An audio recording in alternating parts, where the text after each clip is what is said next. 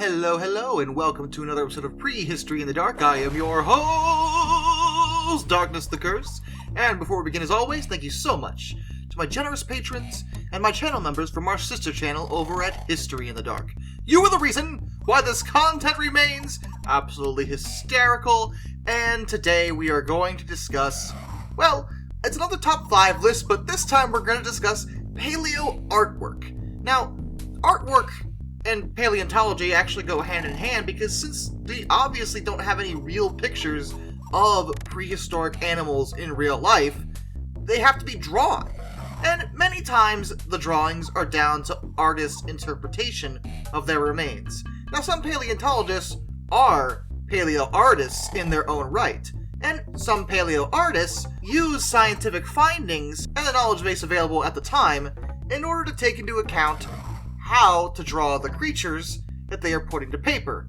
However, there were a lot of especially early attempts at drawing these prehistoric animals that wound up being way funnier than they should have, but I do want to stress that we also have to remember that they were only going off of what people knew about these animals at that time. In the case of many of these, pretty much all of them, some of their issues with accuracy can be down to a simple lack of knowledge of the creatures in that time span. There weren't enough remains to know for sure.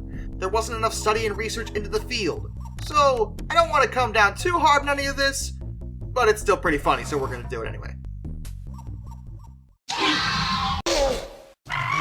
There's a nice little black and white piece that appears to be an ichthyosaur and a plesiosaur locked in mortal combat.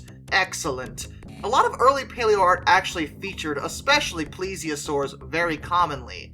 I guess the fascination with weird leviathan sea serpents probably encouraged paleo artists to want to draw this type of creature. But there's so much wrong with this from a scientific perspective that I feel I need to mention it. First of all, let's talk about the ichthyosaur.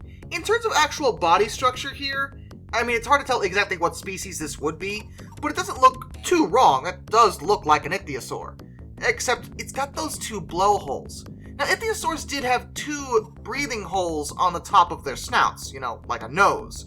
But they aren't believed to have functioned in the way a blowhole would on a whale or dolphin. So this whole fountain of water thing we got going on from the 2 of them probably wasn't something that was normal. I mean, ichthyosaurs did breathe air, and they would have breathed through those holes, but the whole, weird fountain thing is just throwing me off pretty badly.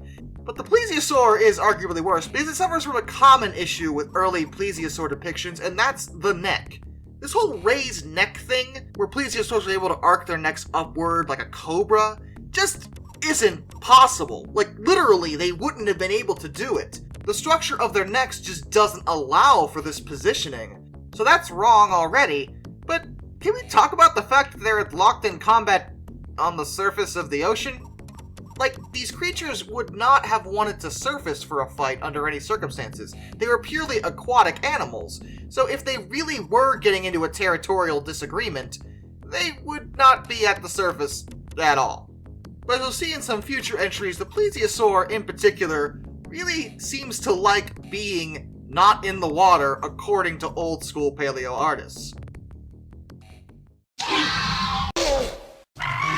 Now we're getting into some good stuff. Well, first of all, we have another plesiosaur. It looks more like a dragon than anything, if I'm being honest. What's with the forked tongue? Never been proven that they would have had forked tongues, and the arching of the neck, and being out of the water, and really everything about this is wrong. I have no idea what anything else in the picture is supposed to be.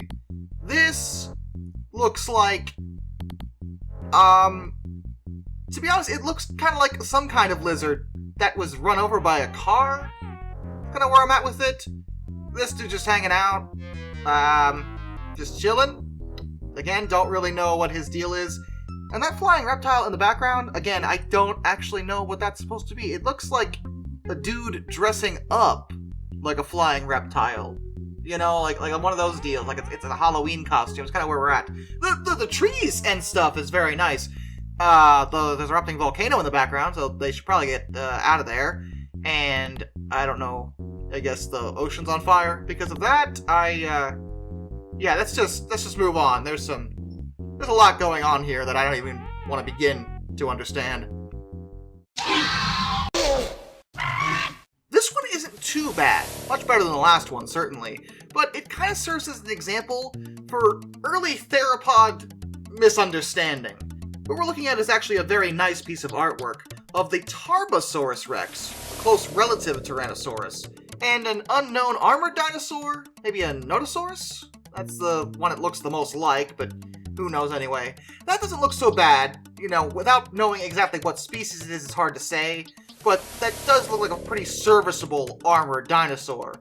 But the Tarbosaurus has some issues, as much like the Tyrannosaurus and pretty much most of the large theropods that were drawn. An early thought was that their tails were used for balance, but their way of doing it was taken much more literally back then. Now we know they had a much more elongated posture. Their tails were held out and used to balance the other side of their bodies while their legs walked in between, obviously. But in the early days, and mind you, this painting's from the 50s, they thought the tails were actually used to quite literally balance them on the ground, like a cane, and they'd simply drag their tails behind them. Because another one of the old school opinions on dinosaurs in general was that they were slow, dumpy lizards, not the fast, agile predators that a lot of them are known to be nowadays. This old school tail-dragging posture was meant to be reminiscent of that earlier depiction of them. And it's just wrong. The T-Rex or Tarbosaurus Rex, whichever, would not have actually stood up this way. In fact, their bone structure is such that they probably would have been in pain attempting to be in this particular position.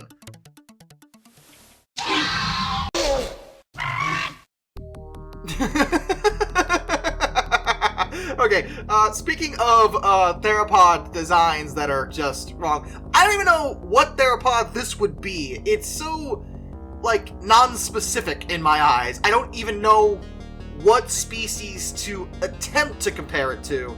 All I know is it shouldn't be dragging its tail on the ground, and it just looks kind of like a salamander with really long legs, in my mind. And again, we have the Plesiosaurs, which look very snaky in this particular depiction. At least the one on the ground isn't holding its head completely upright, so that's a bit more accurate. And an early thought was that Plesiosaurs would actually regularly be able to crawl on land with their flippers like sea turtles. Modern data has shown that this probably wouldn't have been possible, and if a Plesiosaur wound up out of the water on a beach, they would be stuck and probably killed very quickly. Just like this one. So again, there's some accuracy in that regard, but the one in the background is holding its head up, and look at his face. That's an amazing face. He's got the forked tongue, and he's just like, nyeh. Actually, no, now that I think about it, he reminds me of Kaa from the Jungle Book. Trust in me. That's where he's at. Maybe he's trying to hypnotize the theropod over there to save his friend from being eaten or something. There also seems to be a creature in the back. No idea what that is. Or what that is. Is that a turtle? What? I don't know, man. I have no idea. Oh, the poor Megalosaurus. The Megalosaurus was a genus of large theropod dinosaurs that lived in the Middle Jurassic period in what is now southern England, and they were discovered extremely early. First identified in 1824, and the first genus of non-avian dinosaur to be validly named. However, back then, the understanding of these creatures was very, very, very, very wrong in almost every way. That's because paleontology as a field was barely a thing. Anyone researching these creatures was coming to terms with the fact that these ancient creatures existed at all and went extinct, as there was a time when it was believed that God would never have allowed any creature he created to ever go extinct.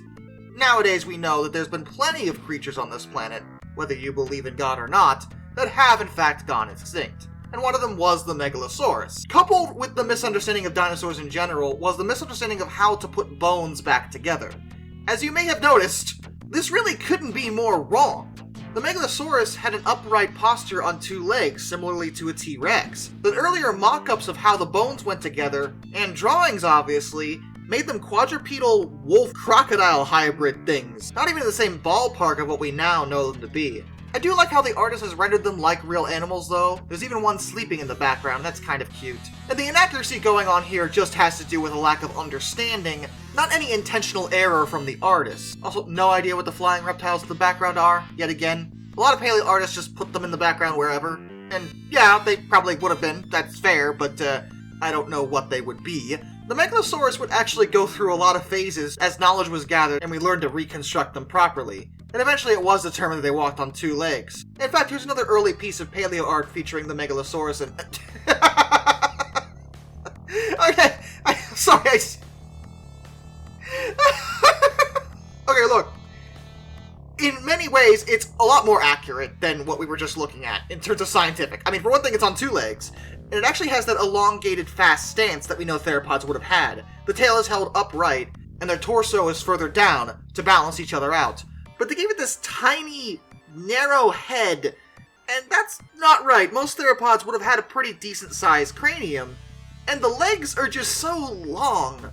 And his feet are so tiny underneath these massive legs. Like, the proportions are all over the place with this thing. It looks so bizarre. But I guess in the technical sense, it is closer to what we would eventually learn was the way the Megalosaurus looked. It only took us about 2 centuries to figure it out. Till next time, this is Darkness, and I bid you all a fond farewell.